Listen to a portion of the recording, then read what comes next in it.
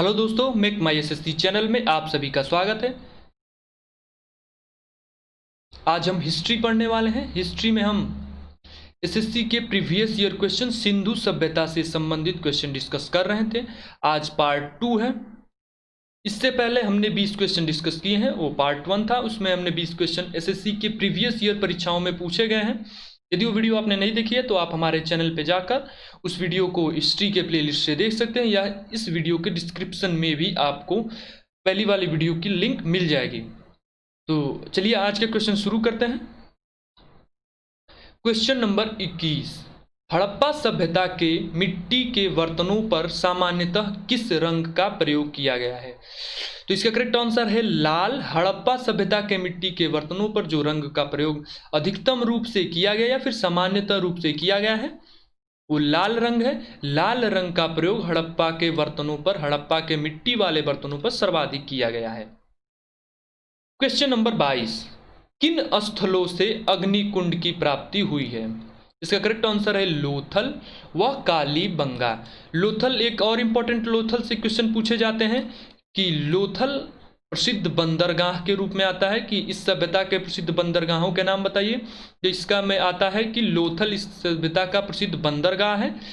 कालीबंगा, कालीबंगा में एक और से क्वेश्चन पूछा जाता है कि कालीबंगा की जो पक्की सड़कें प्राप्त हुई हैं इस सभ्यता की, वो कालीबंगा में प्राप्त हुई हैं। तो कालीबंगा से एक और क्वेश्चन पूछा जाता है, तो लोथल से क्वेश्चन पूछा जाता है। और इन दोनों को कंबाइन करके पूछा जाने वाला क्वेश्चन, किन स्थलों से अग्निकुंड की प्राप्ति हुई है? इसका करेक्ट आंसर है लोथल व कालीबंगा। क्वेश्चन नंबर 23, अफगानिस्तान में इस सभ्यता के प्राप्त स्थल हैं। इसका करेक्ट आंसर है सतुघई तथा मुंडीगाक। सिंधु सभ्यता बहुत फैली हुई सभ्यता थी। इसकी जो क्षेत्रफल था वो बहुत अधिक था। अफगानिस्तान, पाकिस्तान तथा भारत के अनेक क्षेत्रों में यह सभ्यता फैली हुई थी। भारत में इसका प्रमुख केंद्र था। अफगानिस्तान में इस सभ्यता के जो प्रमुख स्थल प्राप्त हुए हैं उसमें है, पहला ऑप्शन है जो ततुघोई, सुरतुघोई तथा मुंडीगौक। क्वेश्चन नंबर 24, किस स्थल से लकड़ी के अन्नागार के साक्ष्य मिले तथा प्राप्त हुए? इसका करेक्ट आंसर है लोथल। लोथल जो कि एक प्रसिद्ध बंदरगाह के रूप में स्थित है। किस स्थल से लकड़ी के अन्नागार के रूप में साक्ष्य प्राप्त हुए? तो लकड़ी के अन्नागार जो प्राप्त हुए हैं वो हमें लोथल से प्राप्त हुए हैं। क्वेश्चन नंबर 25, नर्तकी की एक कांसे की मूर्ति कहां से प्राप्त हुई? यह एक वेरी इंपॉर्टेंट क्वेश्चन है। यह एसएससी के लगभग सभी परीक्षाओं में अब तक पूछा गया क्वेश्चन है। एसएससी क्या, रेलवे या फिर अन्य परीक्षाओं में अब तक का पूछा गया सबसे इंपॉर्टेंट क्वेश्चन है कि नर्तकी की एक कांसे की मूर्ति कहां से प्राप्त हुई है। इसका करेक्ट आंसर है मोहनजोदड़ो। जो नर्तकी की एक कांसे की मूर्ति प्राप्त हुई है वो मोहनजोदड़ो से प्राप्त हुई है। क्वेश्चन नंबर 26, केवल एक स्थल के घरों के खिड़की व दरवाजे मुख्य सड़क की ओर खुला करते थे। इसका करेक्ट आंसर है लोथल। लोथल से जुड़े हुए 3-4 क्वेश्चन जो एसएससी की कई परीक्षाओं में पूछा गया है। सिंधु सभ्यता का प्रसिद्ध बंदरगाह लोथल, लकड़ी के अन्नागार के साक्ष्य प्राप्त हुए लोथल, एक ऐसा स्थल जिसके खिड़की तथा दरवाजे मुख्य सड़क की ओर खुलते हैं लोथल। क्वेश्चन नंबर 27, लकड़ी की नालियां का साक्ष्य कहां से प्राप्त हुआ है? तो लकड़ी की नालियों का साक्ष्य कालीबंगा से प्राप्त हुआ है। कालीबंगा से संबंधित एक और क्वेश्चन कि पक्की सड़कें कहां से प्राप्त हुई? कालीबंगा से। सिर्फ कालीबंगा से ही हमें पक्की सड़कों का साक्ष्य प्राप्त होता है। तो कालीबंगा में लकड़ी की नालियों तथा पक्की सड़कें, इसलिए हम कह सकते हैं कि कालीबंगा जो स्थल है वो काफी विकसित स्थल हुआ करता था। अतः लकड़ी की नालियों का साक्ष्य कालीबंगा से प्राप्त हुआ। Correct answer Kalibangan.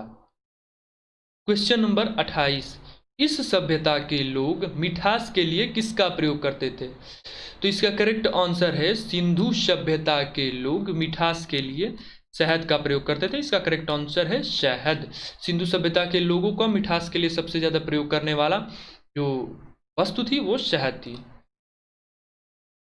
Question number 29, किस स्थल से एक तालाब के साक्ष्य मिले हैं? इसका करेक्ट आंसर है धौलवीरा। धौलवीरा से हमें तालाब के साक्ष्य मिले हैं। क्वेश्चन नंबर 30, इस संस्कृति को सर्वप्रथम किसने सैंधो सभ्यता कहकर पुकारा था? इसका करेक्ट आंसर है sir John Marshall. Sir John Marshall ने सर्वप्रथम इस संस्कृति को सैंधो सभ्यता कह के पुकारा था। सर जॉन मार्शल से संबंधित एक और हम क्वेश्चन कह सकते कि सैंधो सभ्यता की खुदाई के समय जो मुख्य नियुक्ति की गई थी, मतलब किनके नेतृत्व में की गई थी? तो सर जॉन मार्शल। तथा सैंधो सभ्यता के काल निर्धारण सर्वप्रथम किसने किया? तो सर जॉन मार्शल। इससे 3 क्वेश्चन हर बार पूछे जाते हैं। यह एक वेरी इंपॉर्टेंट क्वेश्चन है कि सिंधु सभ्यता का काल निर्धारण सर जॉन मार्शल द्वारा किया गया है। क्वेश्चन नंबर 31, किस हड़प्पाई स्थल को सिंधु सभ्यता का औद्योगिक शहर कहा जाता था? यह एक वेरी इंपॉर्टेंट क्वेश्चन है। यह एसएससी सीपीओ के परीक्षा में 2006 के परीक्षा में पूछा गया क्वेश्चन है तथा यह बहुत इंपॉर्टेंट क्वेश्चन है कि किस हड़प्पाई स्थल को सिंधु सभ्यता और औद्योगिक शहर कहा जाता है। इसका करेक्ट आंसर है चन्नूदड़ो। चन्नूदड़ो को हड़प्पाई स्थल तथा औद्योगिक हड़प्पाई शहर सिंधु सभ्यता का औद्योगिक स्थल कहा जाता था, फिर औद्योगिक शहर कहा जाता था। क्वेश्चन नंबर 32, किस स्थल की बनावट समानांतर चतुर्भुज के समान थी? इसका करेक्ट आंसर है कालीबंगा। कालीबंगा जो शहर या फिर कालीबंगा जो स्थल की बनावट है सिंधु सभ्यता में, वो एक समांतर चतुर्भुज के भांति है, अतः इसका करेक्ट आंसर है कालीबंगा। क्वेश्चन नंबर 33, किस मिश्र धातु का निर्माण सभ्यतावासियों ने किया था? इसका करेक्ट आंसर है कांसा। कांसे मिश्र धातु का निर्माण सिंधु सभ्यता के लोगों ने किया था, इसलिए तथा कांसे का प्रयोग इस सभ्यता में सर्वाधिक होता था, इसलिए इस सभ्यता को हम कांस्य युगीन सभ्यता भी कहते हैं। क्वेश्चन नंबर 34, सभ्यता के लोगों को कितनी फसलों का ज्ञान था? तो जो सिंधु सभ्यता के लोग हैं उन्हें 9 फसलों का ज्ञान था। इसका करेक्ट आंसर है 9 फसलों का। सिंधु सभ्यता के लोगों को 9 फसलों का ज्ञान था। क्वेश्चन नंबर 35, तौल की इकाई संभवतः किस अनुपात में होती थी? 16 के अनुपात में। इसका करेक्ट आंसर है 16 के अनुपात में। जो तौल की इकाई है वो 16 के अनुपात में होती थी। सिंधु सभ्यता में तौल की इकाई 16 के अनुपात में हुआ करती थी। क्वेश्चन नंबर 36, किस हड़प्पाई स्थल पर स्पष्ट जल निकास प्रणाली का अभाव है? इसका करेक्ट आंसर है कालीबंगा।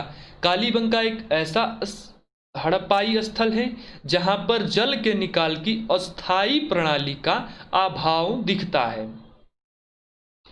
क्वेश्चन नंबर 37, किस स्थल से मालिक के साथ बकरी दफनाए जाने की साक्ष्य मिले हैं? बकरी दफनाए जाने के साक्ष्य मिले हैं।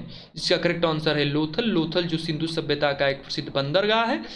तो किस स्थल से मालिक के साथ बकरी दफनाए जाने के साक्ष्य मिले हैं? इसका करेक्ट आंसर है लोथल। क्वेश्चन नंबर 38, कौन सा नगर देखने में आध्यात्मिक नगर जैसा प्रतीत होता है?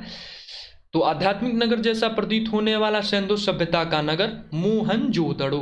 मोहनजोदड़ो एक ऐसा नगर है सैंधो सभ्यता का जिसे देखने पर यह एक आध्यात्मिक नगर जैसा लगता है।